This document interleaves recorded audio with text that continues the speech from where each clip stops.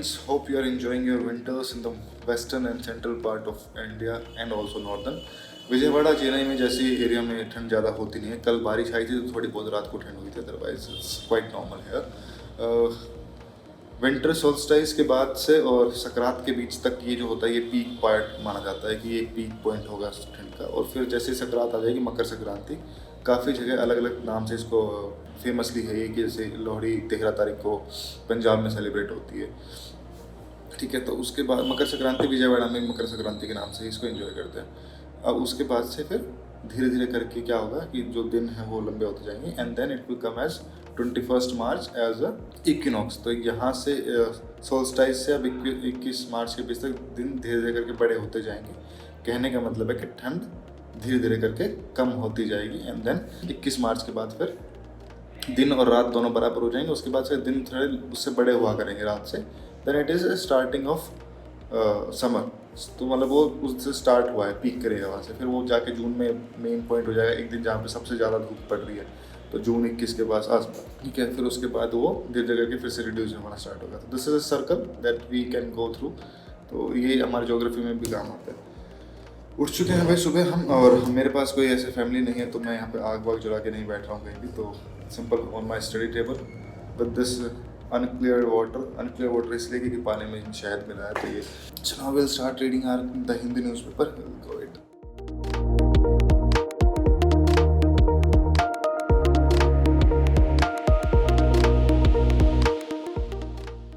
Having done with the newspaper, it's time to take care of yourself, getting breakfast done, and then we'll come back again. I have a 3 days holiday now, so I'm planning. I have MA Psychology. क्या बोलते हैं उसको, assignments to be done. तो assignments करने हैं मेरे को. 6 किताबें हैं जिनके असाइनमेंट्स बनाने हैं. तकरीबन हर 18 या 20 क्वेश्चन है हर उसमें. सो लेट्स फोकस इस मतलब मैं थोड़ा इसको ऐसे देख रहा हूँ कि it's a kind of open book test for me. क्या मैं 3 दिन में कर पाता हूँ? 2 बुक्स मैं ऑलरेडी पढ़ चुका हूँ पहले से, तो बाकी जो 4 किताबें हैं, तो आई होप कि मैं 2 दिन को इस तरीके से रखूँ कि 2-4 किताबें तो कंप्लीट कर ही सकता हूँ.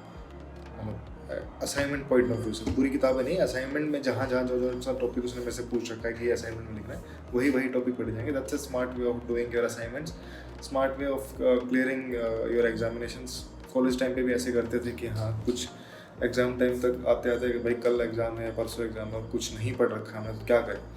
तो उठाओ प्रीवियस 10 ईयर्स के पेपर, उनको रीड करो, उनको समराइज़ करो, उसको समझो कि यार क्या क्या टॉपिक कहाँ से दे रहा है. फिर होता ये भी था कि कुछ लोग ऐसे ही पढ़ते हैं कि सिर्फ उतना ही पढ़ ले चले गए. मेरा होता ये था कि जो टॉपिक चूज़ कर लो कि ये टॉपिक पूछ रहा है बार बार, तो टॉपिक किताब में से उठाओ, तो 30 पन्ने 40 पन्ने का टॉपिक है, उसको निकाल लो वहाँ से. उस 30-40 पन्ने को वहाँ से पूरा खत्म कर दो. मतलब वो टॉपिक का इन एंड आउट पूरा खत्म कर दो, not just the specific question. क्योंकि क्वेश्चन वो मोल्ड कर सकता है, टॉपिक मोल्ड नहीं कर सकता. So better to go with the topic. मैं जो ऐसा करने वाला हूँ फिलहाल अभी कि जो असाइनमेंट में टॉपिक पूछ रखे हैं वो टॉपिक मैं पूरी इस किताब में से पढ़ लूँगा and then I will finally write it down on the piece of paper, जो कि मेरे को असाइनमेंट के लिए बनाने भी है. So this 2-3 days I will be working on that, so that कि ये स्टडीज़ मैं अपने अच्छे से कर सकूँ, इनमें बीच में बैरियर ना है, क्योंकि वो भी एक इम्पॉर्टेंट पार्ट है. So let's start with this. Let's go for the breakfast and then other things, and then we'll come back again for the studies.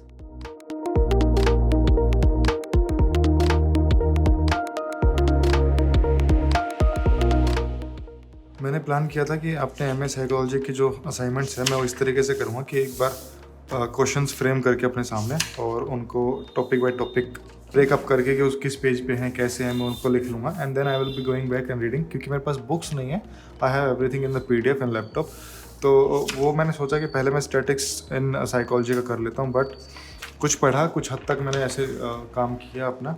And then when I went to reading it, तो reading करते करते मेरे को लगा कि it's a statistics subject. तो बार बार क्या है कि पहले दूसरे पन्ने पे रेफ़र करना पड़ रहा है and it is not good in reading and through laptop. तो अभी क्या है, इसके लिए किताबें चाहिए. तो मेरे पास 2 किताबें ऑलरेडी हैं. So if I am not able to read through this statistics through this, तो मैं देखता हूँ कि 2 और सब्जेक्ट हैं जो सिर्फ पढ़ने के हैं. तो वो और सब्जेक्ट में एक और है रिसर्च मेथड का. सो दैट ऑल्सो आई सो. तो before writing it I thought कि चलो ठीक है, मैं एक बार देख लेता हूँ कि वो सब्जेक्ट कैसा है. उसमें भी ऐसे ही काफ़ी बार बार आगे पीछे करना पड़ेगा. So those are also something related to stats and all. पहले 2 चैप्टर जो हैं अब तो मेरे पास बस ये गया है कि now I have to move on to MPC 03 and 04, मतलब तीसरा और चौथा जो है, तो वो मैं करके देखता हूँ। Will be going through that. अगर वो 2 हो जाते हैं तो पहली 2 किताब हो रहा है, एटलीस्ट मैं 4 अभी कर लेता हूँ, फिर 2 किताबें आने के बाद कर लूँगा। That is what my plan is. So let's see how much I can do it, because 3 दिन की छुट्टी मैं ऐसे तो वो नहीं कह सकता, कुछ तो मेरे को प्रोडक्टिव करना है इसमें।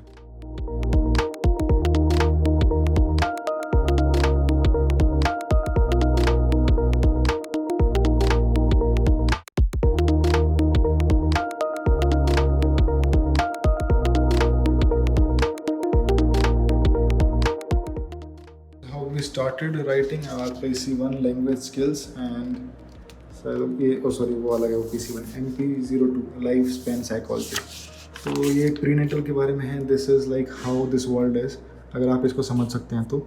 ये बीच में फीटस है, फिर उसके बाद uterus, then mother, then family, then society and then the world. मतलब एक छोटा सा फीटस और एक बड़ा पूरा वर्ल्ड कितना ज़्यादा इंट्रिकेटेड है। This is how it is distributed है। तो कुछ पढ़ाई करी हमने, तो ये पहला वाला टॉपिक था। फिर उसके बाद second topic we started up with personality theories and assessment, तो उसके बारे में भी पढ़ाई करी। कुछ इसमें मैं थोड़ा कम ही पढ़ पाया कि डिफ़ाइन करना ही थोड़ा सा, क्योंकि हम सबको जो पर्सनैलिटी की लैंग्वेज डेफिनेशन पता है वो एक्चुअल में वो नहीं है, वो बहुत अलग है, तो उसको समझने में थोड़ा सा टाइम लगा। Then we ended up reading third thing is that ये स्टैटिस्टिक्स वाला था, उसको थोड़ा बहुत ये भी करा। तो this is just to keep it track on myself कि भाई मैं थोड़ा सा काम अपने तरीके से करूँ, मैं लीनिएंट ना हो जाऊँ, इसीलिए मैं ये चीज़ आपको भी दिखाता हूँ। So that's being done. Now it is around 11 o'clock. It's good night. Stay blessed. See you tomorrow.